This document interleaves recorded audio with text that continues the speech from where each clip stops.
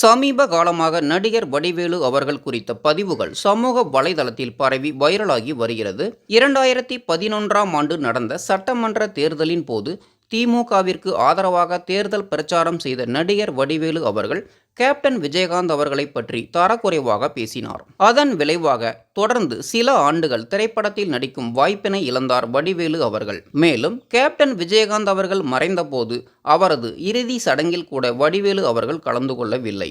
அது கேப்டன் ரசிகர்களின் மனதில் வடிவேலு மீதான கோபத்தை அதிகப்படுத்தியது. தற்போது மீண்டும் வடிவேலு அவர்கள் விஜயகாந்த் அவர்களை வம்பிற்கு இழுப்பது போல், என்னை சினிமாவில் அறிமுகப்படுத்தியவர் ராஜ்கிரண் தான், அவர்தான் எனது கடவுள், அவருடன் தான் அதிக நாள் பணியாற்றி உள்ளேன், வேறு யாரும் என்னை வளர்த்து விடவில்லை, வாய்ப்புகளையும் வாங்கி தரவில்லை என்பது போல் பேசியுள்ளார்.